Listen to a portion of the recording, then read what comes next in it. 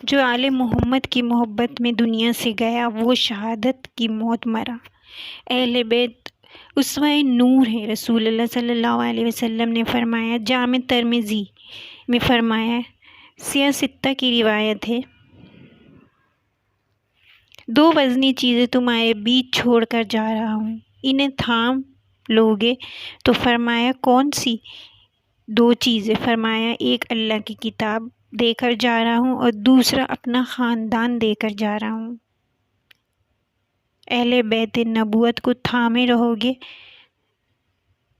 ہمارے بزرگوں نے لکھا ہے کہ یہ جو رسول اللہ صلی اللہ علیہ وسلم نے کتاب اللہ اور اپنے اہل بیت کا تذکرہ فرمایا ہے، تو اس کا مطلب یہ ہے کہ تھیوری دیکھنی ہو تو قرآن دیکھیں، اور پریکٹیکل دیکھنا ہو تو علی، فاطمہ، حسن، حسین کو دیکھیں۔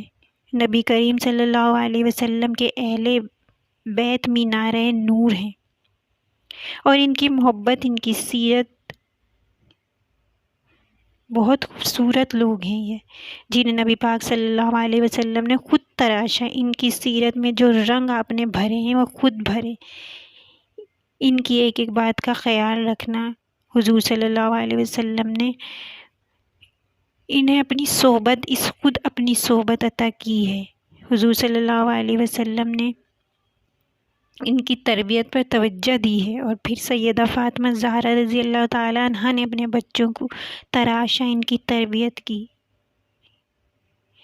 کربلا کا واقعہ کوئی حادثاتی نہیں، اس کے پیچھے بہت لاجک ہے۔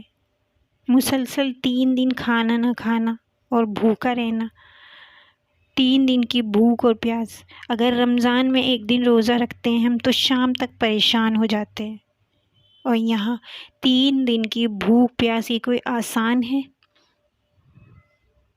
اور حال یہ کہ وہی آدمی جو 3 دن کا بھوکا اور پیاسا ہے، تلوار لے کر میدان میں نکلے تو ہزاروں کی فوجیں تاب نہ لائیں۔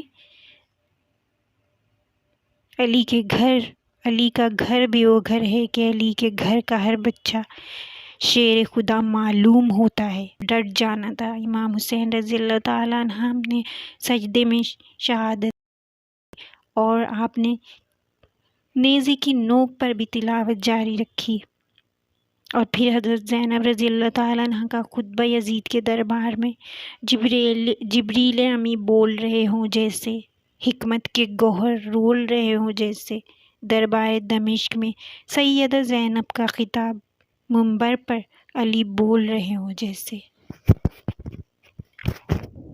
تو ہمیں محرم کے دن سورہ یاسین کم از کم 3 بار تو ضرور پڑھنی چاہیے، نفل نماز ادا کرنی چاہیے۔